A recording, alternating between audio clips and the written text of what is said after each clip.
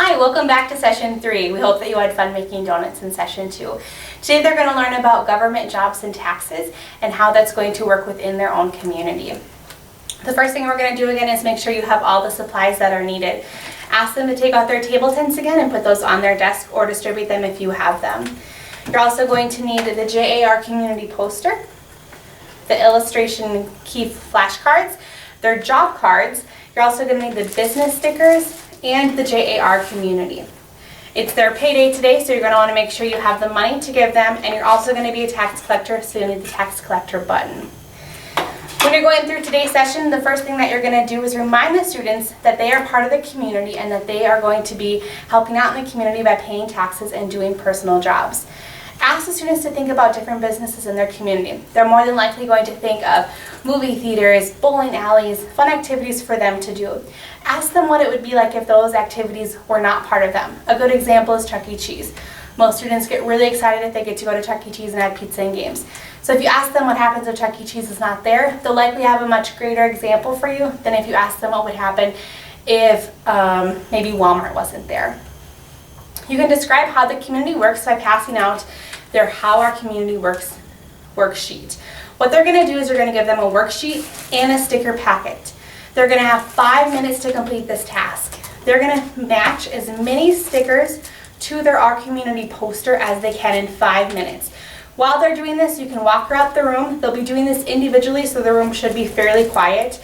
But then they'll see how many they can get on, and you're going to want to tell them to emphasize to make sure they put the sticker on the correct spot as neatly as possible. Once the 5 minutes have come up, you're going to yell that it's time to stop, and then they're going to count how many stickers they found. Go through your JAR community poster and show them where the remaining stickers were. Some students will have finished, and some students might only be about halfway done by the time the 5 minutes have been completed. Once you finish that task, it's going to be time for them to take a community job. You're going to pull out the JAR community job cards. Make sure you pull out the firefighter and the police officer before you hand out these cards. Those are 2 government jobs that we're going to talk about later in the session. Also, make sure that you have their money available.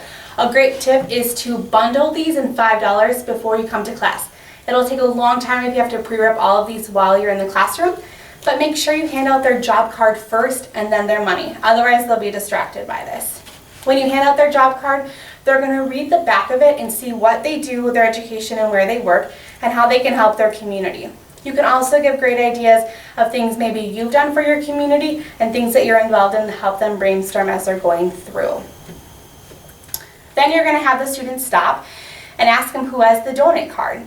There's going to be an incident that happened at the donut shop that someone came in and stole the donuts that they had made last night.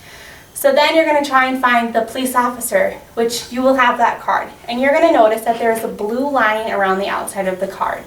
Anyone with a blue lining like this outside of their card means they have a government job. You're going to use this opportunity to explain how a government worker is paid for someone else who has a non-government job. This is where your taxes and money will come into play. After you've gone through that, you're also going to say that there was a fire that broke out into the community kitchen of the Sweeto Donut shop.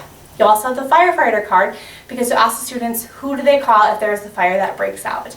They're all going to respond with the firefighter, and then you're going to talk about the different jobs they do and how our tax money helps pay to have firefighters and police officers in the community. Next, you're going to ask who has the hairstylist job card. So that student's going to raise their hand. Then you're going to ask how they're paid.